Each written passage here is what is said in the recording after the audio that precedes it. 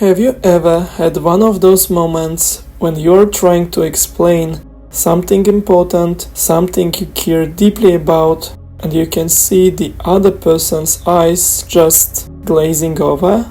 Or maybe you have been on the other side. Someone's talking to you, and while the words are reaching your ears, their meaning seems to be getting lost somewhere in between. The other day, I was sitting in a cafe and I couldn't help but overhear a conversation at the next table. A young professional was trying to explain her innovative idea to her manager. She was passionate, you could hear it in her voice, but she was struggling to get her point across. Her manager kept checking his phone, occasionally nodding, clearly not grasping the potential of what she was saying. In that moment, I saw years of career growth slipping away, not because the idea wasn't brilliant, but because the art of communicating was missing. Think about the best conversation you've had recently. Maybe it was with a friend, a colleague, or even a stranger. What made it great? Chances are it wasn't just the words spoken, but how that conversation made you feel. You felt heard, understood, valued. I remember early in my career I was that person struggling to get my ideas across. I had just joined a tech company and I was convinced I had found a way to improve our product development process. The solution seemed so obvious to me that I couldn't understand why others weren't seeing it. In every meeting, I would passionately explain my idea using all the technical terms and data I had gathered. And every time I was met with blank stares or polite nods. It wasn't until months later that I realized my mistake. I was so focused on proving I was right that I forgot to understand my audience. I was speaking the language of technical specifications to people who cared about business outcomes. Once I learned to translate my ideas into terms that mattered to them, cost savings, improved customer satisfaction, faster time to market, everything changed. Within weeks, my proposal was approved, and within months, it became the new standard procedure. But here's what's fascinating. This lesson wasn't just about workplace communication. It completely transformed my personal relationships too. I started noticing how often I was making the same mistake with friends and family. When my partner would share concerns about our future, I would immediately jump into problem-solving mode, offering logical solutions. Sound familiar? But what they really needed was to feel heard and understood. I remember one conversation that really opened my eyes.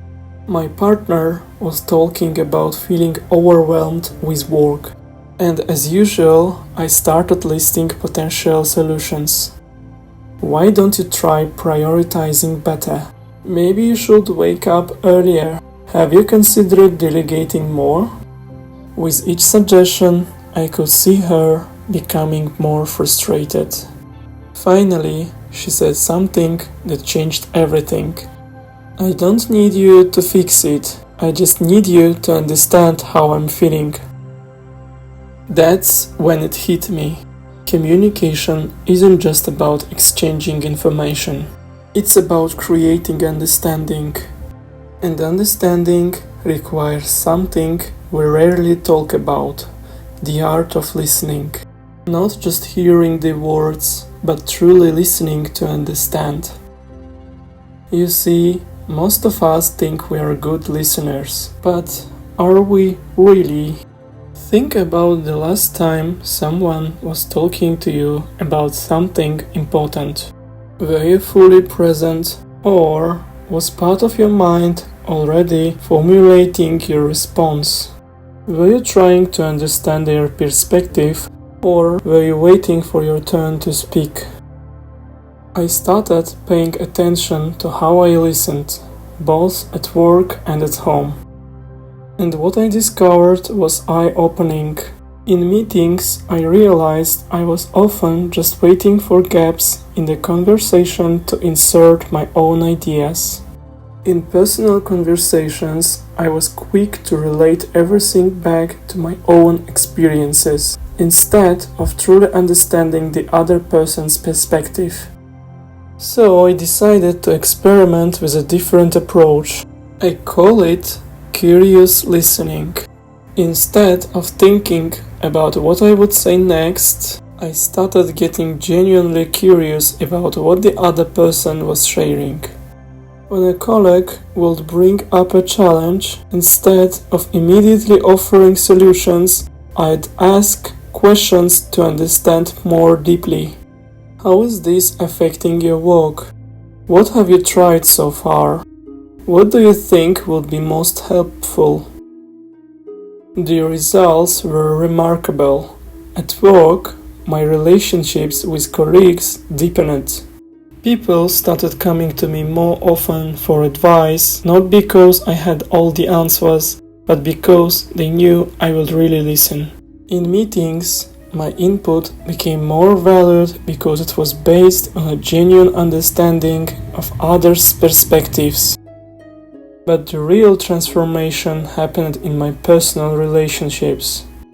Arguments that used to go in circles started leading to real understanding.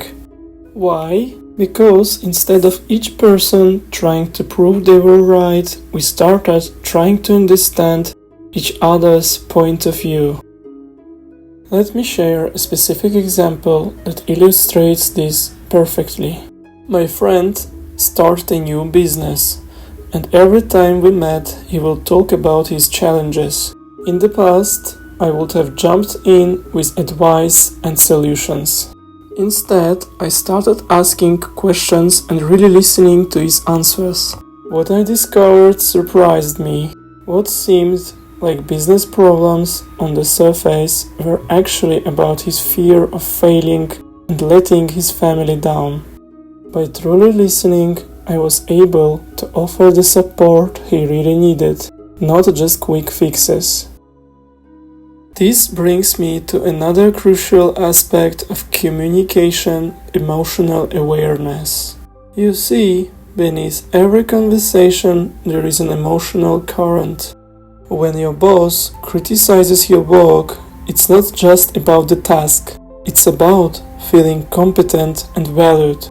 When your partner complains about you working late, it's not just about time, it's about feeling prioritized and important. Understanding this emotional layer of communication changed how I handle difficult conversations completely. Instead of focusing solely on the facts or logic of a situation, I started paying attention to the emotions involved. This was especially powerful in workplace conflicts. I remember mediating a dispute between two team members. On the surface, they were arguing about project deadlines and responsibilities. But when I really listened, I discovered that one felt disrespected and undervalued, while the other felt anxious about meeting expectations. Once we addressed these underlying emotions, finding a practical solution became much easier. This emotional awareness is equally important in personal relationships. Think about common relationship arguments about money, chores, or time spent together. Usually, these aren't really about the surface issues. They are about feeling respected, valued, and loved. But here's the challenge. How do I express these deeper emotions in a way that strengthens rather than strains our relationships? I have found that it comes down to something I call honest vulnerability. It's about expressing your true feelings while taking responsibility for them. Instead of saying, "You never listen to me," which puts the other person on the defensive, try, "I feel unheard when we talk about these issues." Instead of, "You're always working late," try, "I miss spending time with you." This approach has transformed countless conversations, both in my professional and personal life. At work, instead of saying, "This project is a mess," I learned to say, "I'm concerned about meeting our deadlines and would like to discuss some potential solutions." The same message, but one invites collaboration while the other creates defensiveness. Digital communication adds another layer of complexity to all of this. In today's world, so much of our communications happen through screens, emails, text messages, video calls. Each has its own challenges and opportunities. The key is understanding the limitations of each medium and adapting accordingly. For example, I learned that complex or emotionally charged topics are better handled in person or at least through video call. Why? Because so much of our communication is non-verbal. Tone of voice, facial expressions, body language. When we limit ourselves to text, we lose these crucial elements and risk misunderstanding.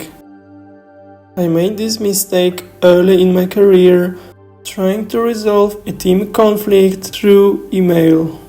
The back and forth messages only made things worse as each person interpreted the written words through their own emotional filter. When we finally met in person, we resolved the issue in minutes because we could see and hear each other's genuine intentions. The same principle applies to personal relationships.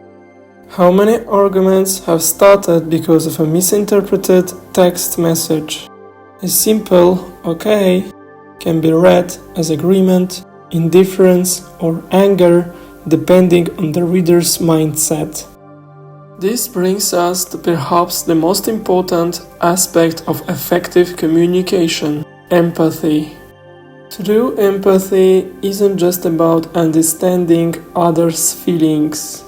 It's about temporarily stepping out of our own perspective to see the world through their eyes. I practice this regularly by asking myself, what might be going on in their world that I don't know about? What pressures or concerns might they be dealing with? This simple practice has prevented countless conflicts and strengthened relationships in both my professional and personal life. For instance, when a colleague seems unusually resistant to a new idea, instead of getting frustrated, I try to understand their perspective. Are they concerned about how this change might affect their work?